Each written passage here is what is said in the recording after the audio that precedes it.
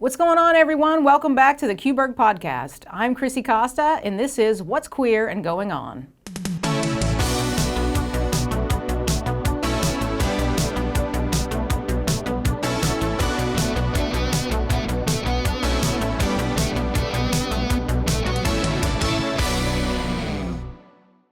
I'm so excited to host today's episode. For those of you who don't know me, I'm a longtime writer for Pittsburgh and many of the previous queer publications in Pittsburgh. I'm a stand-up comedian, and you can catch me every month at Love Katie Distilling. I've been a certified lesbian since 1998. On today's episode, I'm joined by Aerin of the Pittsburgh LesbiYinz. We're going to get to know them and all about their sapphic group of local yinzers, get the scoop on their upcoming events, and then we'll dive deep with burning questions. All right, bitches, we've got a jam-packed show, so don't go anywhere. We'll be right back after this quick ad spot. Hey, it's Nebby Nick. Today's podcast is brought to you by us, Pittsburgh. Pittsburgh is your source for LGBTQ news and events for Pittsburgh and Western Pennsylvania.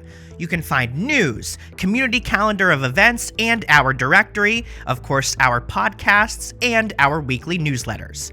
Pittsburgh is and always will be free to the community. If you'd like to support us, you can do that at pittsburgh.com/support. And catch me, Nebby Nick, at any queer event month to month, and make sure to follow those queer events on our community calendar.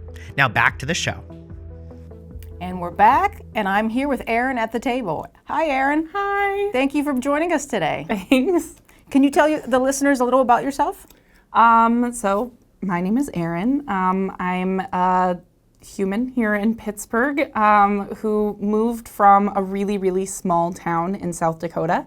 And I love the fact that Pittsburgh feels so much like the communities that I grew up in, but I really struggled to find the sense of community that I had back home. And so I started looking for it once I moved here. How long have you been here? Since 2019. There was obviously like a pause in the community searching there for a minute, which was mostly just like me hanging out at my house and doing a lot of Instacart. When everybody lost their jobs, that was me. I was one of those people. So then it kind of rekindled once everything started opening back up, and started just kind of trying to find those spaces for family like I was used to having back in South Dakota, but maybe like with like a sprinkle less bigotry and like a sprinkle more honesty. And so that was kind of... Now that you're involved with Pittsburgh LesbiYinz, can you tell us what Pittsburgh LesbiYinz is? So we are a sapphic social group. We got started... It's so crazy. I have this really fantastic friend, Iris, who kept talking about wishing that there were more social activities for lesbians. And as they were talking to me about it, this Instagram ad came across my screen that was like, hey, want to do something? Come join me. And I filled out a Google form. My friend Willow actually was the one who had posted the ad, and she's going to... get her master's degree right now. So she's like taking a step back. So I've kind of stepped in and taken over the bulk of stuff. But the goal was just to create as many spaces for people that didn't already have spaces in the community. So we're a bi, pan, aro, ace, trans, non-binary inclusive group. And we recognize the fact that there are a lot of spaces in Pittsburgh for men who love men. But there's not a lot of spaces for trans folk, for sapphics, for non-binary folks. And so we're just trying to make those. Okay. That was going to be my next question. How do you feel about the lesbian sapphic representation in the Pittsburgh LGBTQ scene? The people that we do have out there representing us, most beautifulest, I mean, insanely talented, like so wonderful and so good. I love every single Rachel billboard that I pass. So excited to see that representation out there. Rachel the poet. Yes. It's not the quality. The quality that we have is insane. The quantity that we have is what's kind of a little bit lacking. So the goal of just like making those voices more heard and creating more spaces where people know each other. I think right now so much of our community exists almost purely online. And that may not always be the safest space anymore to continue forming those communities and forming those connections. So bringing that back into the real world, bringing that back into a place where you know somebody that you can ask if you need help. You recognize a face when you walk into a space and you have that safety. Those are all like really, really huge points that drive this forward. Okay. We had that at one point. I think we had Les Liquor Hour, and then we had eye candy. Eye candy's still around, still floating around. We don't have as many events. Most of us have arthritis now. I'm kidding. But my wife is wonderful, and she's a Yinzer. So she's been here and active in the bar scene since before she should have been active in the bar scene. So she tells me all of these glory stories about there and over there and all of these, and back when Kativo used to, all of these different spaces that used to exist and how they just like slowly pattered out. And I don't have the money to put together a bar, but I do have Google Docs and Canva and an unrelenting, intense emotional desire to have those connections. And so it's just creating space in spaces that already exist. And thankfully places like Love Katie and places like Harold's Haunt and Space Bar just recently reached out to us, are like opening up those spaces for us so that we can come in and exist. Trace let us do a huge fundraiser. I don't know do you know what PGH Femme is? They're they're like a crowdfunding for non-male identifying people of color in Pittsburgh. So every week they just gather funds and people email them and they say, I need help with rent, I need help with diapers, I need help with food, and it's direct mutual aid from Pittsburghers to Pittsburghers, and it's beautiful. And so we were able to do this silent art auction, and we had people come and read tarot, and Trace just gave us their whole space. They didn't charge us a cent, they set us up, they gave us a DJ booth. I mean, like, the support that we've had from the community to do the work, it's there. You know what I mean? It's just like pushing for it and asking for it. The response has been amazing. The group has hosted queer parents meetups, sapphic sports meetups, monthly happy hours. Seems a little bit like everything. What kind of events is Pittsburgh LesbiYinz hosting? So we have monthly events that happen every month, and that includes a happy hour, which rotates through different queer safe spaces in hopes of like highlighting those spaces so that people know that they can go back. Is that a certain day of the? No, it rotates. So for the most part, when I try and get like hosts for these things, because I can't host everything myself, I tell people like, if you're already going to a bar or a crafting space or a concert or a sports game once a month, and you're okay with people coming with you, just message me. I'll make the flyer, I'll gather the community, I'll bring people to you. But the goal is to find people that are already doing things that people can build around. So Katie runs those happy hours, and Katie is the most welcoming, sweet, kind-hearted human in the universe. When we struggled to find a time in February, she just opened her house. She just brought people over to her house and did her happy hour there. And then we do our monthly sports meetup, which is ran by my kickball coach. I play with Stonewall Sports, and I just messaged Amanda, my kickball coach, and I was like, you want to teach people about the sports ball? Because that's not me. I'm not that gay. And then we have our classics meetup, which is for sapphics over 30, and that's run by Dre. We have a BIPOC library meetup, which is run by Dionysus. We have a non-binary and trans meetup. This month they're playing basketball. And that's ran by Astrid, who is phenomenal. And then we have the Queer Parents Meetup, which is our only kind of like, all of our events are very sapphic focused and making spaces for those sapphic folks because the Men Love Men community has spaces. That being said, the Men Love Men parent communities do not have spaces. So our Queer Parents group is our one that we like actively outreach to gay men, and we're like, come in and come be part of this, because they don't have a space either.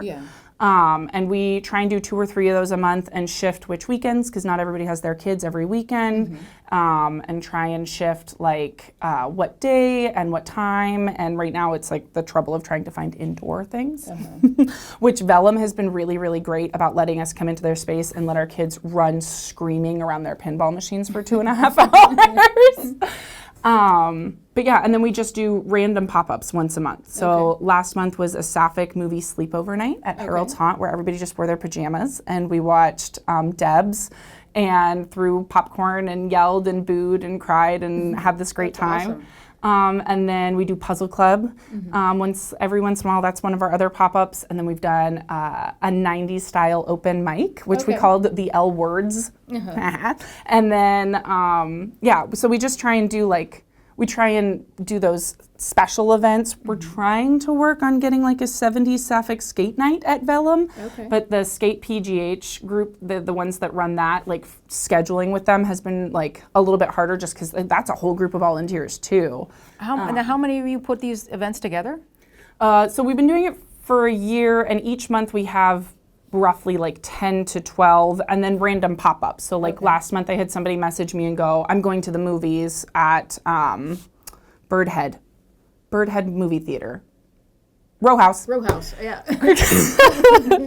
I'm going to this lesbian movie at I saw it in my head. Yeah, I was like, I can see the sticker. I'm going to the movies. I'm going to a lesbian movie at Row House. Does anybody want to come with me? And then a bunch of people, I just posted it onto the Instagram. So you reach people by Instagram, basically? For the most part. But I also run a queer and sapphic focused Google Calendar that people subscribe to. And we have almost 200 people, and it just like automatically syncs events into your Google Calendar. And you can like toggle it on and off if it's overwhelming. But if you were like, wow, I really want to go out tonight, you can toggle that on. It'll give you a whole list of sapphic focused and or queer events that are going on in the city. And that, like, part of the start of that was people that really wanted to pull back and get off social media. That really surged when the recent policies came out around being able to call trans and non-binary people and being able to call queer people mentally ill. A lot of people jumped back off of those things, but then you lose your community because so much of our community is made online. That's just the way of the world now. Yeah, so it gives you the chance to, if you delete your Instagram, if you delete your Facebook tomorrow, if you delete your Twitter tomorrow, you can still toggle that on and see where people are going to be. You can still see when those events are coming up. And so that's really the focus of that. And you plan these, not just yourself, right? You're not coming up with everything on your own, are you? Well, so for my ones that are run by other people, I put together an outline. I do a meeting once a month, and then I write out all the things that I would love to happen this month. I'm really trying to get somebody to host a lunch bunch for people that don't work 9-to-5 jobs but would like to be able to go. They work in the evenings. So like a lunch meetup once a month to just go somewhere and have lunch together. And I'm really, really trying to get somebody to do like a very COVID conscious meetup, whether that be through Zoom or whether that be like in a COVID safe space. So I'm looking for group leads for that. Hello. Please message me. But then, so then I have people put in what date and time on those, and then anything that doesn't have a head, I'm planning. And then I make all of the advertisements, and then I put out all of the advertisements. And then our calendar isn't just lesbians events. So like every scissor, every still carabiner goes on there, every makeout club goes on there, everything that I find that like wanders across my screen, I'm putting it in. And then we have a submission form too for people to put it on, but Arrow Events is like the only one throwing stuff onto my calendar that way. I love you, Arrow Events. Thank you for submitting. So if our listeners wanted to find you after this podcast, what's the best way? Instagram is probably going to be the best way because it's going to have all of that information. But that being said, like if you are off of social media, we're Pittsburgh LesbiYinz at gmail.com. If you email me, I will get you a link to that Google Calendar. We should do the spelling, right? LesbiYinz. Oh, yeah. So we're the LesbiYinz, which unfortunately people message us all the time and they're like, I'm bi. Am I allowed to come? And I'm like, yes, No. I'm so sorry. I'm so sorry. It's just a funny name. Yeah. It's a really funny name, but it does have people like, I'm pan, am I allowed to come? I'm in a straight marriage and am I allowed to come? And it's like so hard, yes. I wish I could like scream how much I love you into your skull. And I'm so sad that you think that your relationship defines your sexuality. But that's our world. That's what it's told by and pan women for for a long time. If you're not a gold star lesbian, you're not real. And that sucks. That's so mean. It is mean. Unnecessary. You've got yoga today, Saturday, February 22nd, 2025. What else can folks expect coming up in March and April? So on today, February 22nd, we also have our trans and non-binary walking group from 2 to 4. So you can also, if you're not up for yoga, you want to go play some basketball. That's going to be taking place in Lawrenceville at that little tiny park, the World War I Memorial Park, and there's a basketball court up from there. So you can go play basketball, and it's going to be super fun. Coming up in March, we have all of our regular groups. We have our happy hour, we have our classics meetup, we have our parents' dates, and all of the regular sorts of things. We're also going to have our first meetup at Space Bar, which I'm really excited about. We're doing a stoplight party. We're thinking red is like I came with a partner or a group of people, and we're just here to be able to hang out in a safe space. Like we just came to be around other sapphics. Yellow is I'm here to make friends, and green is please hit on me. So we're hoping to like the group's core is to build those social and community structures that we've kind of lost by going online. But there is a recognition that like part of that has also been it's really difficult to find other sapphic partners. We have speed dating night once a month at P-Town, which we love. That's what I call my dating past. Speed dating. That's what it's felt like, So do you get like my generation, Gen X? Yeah. Okay. The classics has helped with that, like trying to appeal directly to those people. But like our first ever meeting was at Harold's Haunt a year ago, and we had people there between 75 and 21. Like this huge variety, and it was so cool to see that. And then the next thing we did was Sapphic Saturday in the park, where we did a book exchange, and we read and we colored and we played board games in the park. And again, like we still had this huge variety in ages. And that's been something where it's been, the parents definitely helps with like getting some older sapphics out of their house, but we tend to nest. You know what I mean? Like we find a partner, we attach, and then we nest. And getting them back out of the house if they're not actively looking for a new partner is not always the easiest thing to do. But it's so important because the young sapphics having those connections and that guidance and like talking to somebody who's been through the kind of crap that you just go through as a lesbian woman, like it's so vital. It's so important. So I love that we've been able to find that kind of intersectionality of ages and watch those friendships form. We also have like a lot of late bloomers and a lot of late transition women. And so them being able to come out and see people their age and be able to connect with them, I think is also crazy important. I love it. We're gonna party. I'm gonna get some friends together. Come out to Trace on Wednesday. We're doing it. That's our classics night. I don't go out on Wednesdays. No, I'm kidding. You're like, actually, that one's not for me. No, it is actually. I would. We killed it. We did trivia at 5801 last time, but we didn't know that apparently trivia at 5801 is like one of the top rated trivias in the city. It was packed. Yeah. And people were into it. No, they get very into it. I go with a friend of mine occasionally, and he gets so serious. Like I'm like, I gotta leave. I gotta go on the deck and have a drink. So crazy into it, and we were like very casually like, yeah, we're here, and then people were like, no, it's like bingo for yeah. And we were talking to the host, who was the nicest man, but he was like, you have to email me 3 weeks in advance if you're gonna. I was like, I love you guys. I love how passionate you are about this. It's crazy. Because when it's burning. Okay. It's going so slow. It still hasn't gotten past burning. I'm waiting. I'm like, it's time to stoke the flames and tackle burning questions. One fiery topic at a time. Because when it's burning, you know it's good.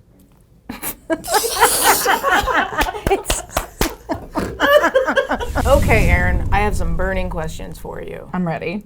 All right. First question. Favorite TV couple, Bettina from The L Word or Tara and Willow from Buffy the Vampire Slayer? I have to go with Tara and Willow. I recently saw the live shadow casting of the musical episode of Buffy the Vampire Slayer at, oh my goodness, what's the name of that place? It's Bottle Rocket. Bottle Rocket, yep. And it just rekindled everything. The noises that the audience made when they did the lesbian sex scene in that episode, we lost it. We lost it, as we should. So they have to win for me, even though it was a very dramatic coupling. Well, Bettina were very dramatic as well. I mean, they went back and forth for 20 years. I feel like the trope of just massively dramatic humans as sapphic couples is probably just never going to die. Nobody asked me, but my favorite TV couple is Amanda Rollins and Olivia Benson from Law and Order SVU. They've never been together, but you know. They should. Yeah, yes, you know. They had that tension. Okay, I'll put that bug in your ear. Now you all go watch that. Relationship goals, U-Haul or take it slow? I think that the U-Haul makes sense with how quickly we connect, but my wife and I, we call each other snail wives. We were like very, very determined to keep it slow and like move through things very logically and make these decisions very logically. And now the snail is like our symbol. Like we give each other little snails on like Valentine's Day and other times. And this snail wife like attitude, I think, has been really helpful to be like, we're purposefully taking our time. We're purposefully making these decisions. But all the while, you know, we've still got that U-Haul attached to our back. Okay. Like it's literally, we're carrying it with us. It's still there. How long did it take for you to get married? A year. Okay. So that's not super long. But I feel like for lesbians, it can be long, especially with like the impending everything. They're doing all of those pop-up weddings all over the place. So it's just so easy. It's so easy to fall so quickly. Astrology, obsessed or indifferent? I moved here from South Dakota, and I was aware of the fact that I was a Sagittarius, but that was like the limit of my knowledge around astrology. So since moving out here and connecting with the queer community out here, I have learned so much about astrology in just such a short amount of time. And not directly tied to astrology, but the lesbians are now holding monthly tarot clubs where you like practice reading for yourself and reading for other people. Because I think like that sense of finding that like inner magic and finding those like destined things is something that sapphic humans really tend to connect to. So I'm an astrology stan, even though I'm vaguely illiterate on the subject. Well, we got two Sagittarius here then, because I'm a Sagittarius as well. Yep. I knew my big three at one point, but it's like Sag, or maybe Sag, Cancer, Sag. I'm like heavy Sagittarius across the board. Do you know your whole? I've got some Virgo in there, but it's Are you December? November. Okay.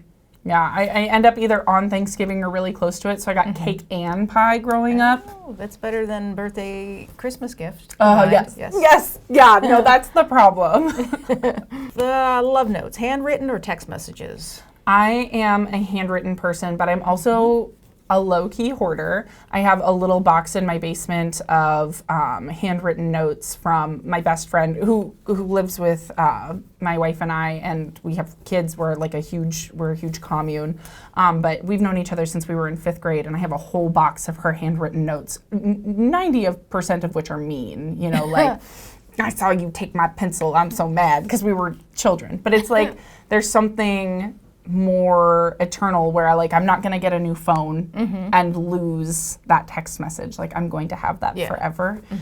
So sentimental. I will hoard it if you give it to me. First date, coffee shop or hiking trail? I'm a coffee shop girl. The kids and I do coffee shop and park every single Saturday. So can I go both, where I would like to get coffee first so that I can function enough? And then go hiking? But the hiking in Pittsburgh is different than the hiking in South Dakota. So we used to go hiking all the time, but you would be going up faces and you'd be going down things and you'd be crawling into Devil's bathtub and you'd be doing all, and the hiking here is a path and it goes in one direction, and then you walk back on the path. Yeah, that's it. It's so nice. It's like very chill. It's very calm. But sometimes I do miss the hikes where you're like, oh, I could die. Yeah. Like this is scary. You want a challenge. Yeah. We might have some. I'm gonna have to look some up for you. Oh, please do, because I keep looking and I just keep ending up on these very tame, very calm. The trees out here are fantastic. We don't have trees like this back home, but the trails are very flat. Okay. One more question. Okay. Flannel, classic staple or overhyped stereotype? I think that flannel has become like hanky culture for my generation. Like you see that flannel on a girl's hips and you're like, okay, I have questions. Flannels in a nose ring tells me that you have intentions and that we could have a communication later. So I'm gonna stick with flannel being an integral part of our history. And again, like low key replacing hanky culture because nobody uses that anymore. But I do interpret a flannel to mean something. Okay. Even though the heterosexuals have kind of stolen it. They try to, but their Christmas couple photos. In their Christmas couple photos. But if they're coming out to the bar for scissor in their Christmas photo wear, I think I'm going to spot them differently. Definitely. Than the girly pop walking in with it tied around her hips and her now low-rise jeans. Unfortunately, why are they coming back? Send them away.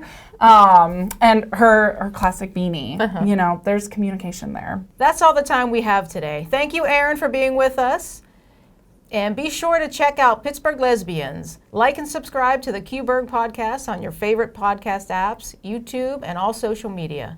Next week on the podcast, join Jeff for another great interview, and we'll be back with another What's Queer and Going On next month. You can catch me at Love Katie Distilling on Friday, March 14th for comedy and cocktails. Stay proud, Pittsburgh. Bye.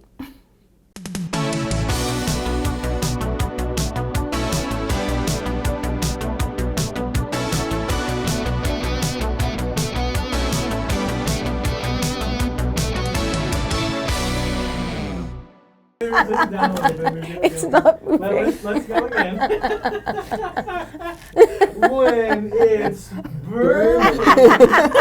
You saw it. But then it stopped. It didn't go even after you said it. It was like...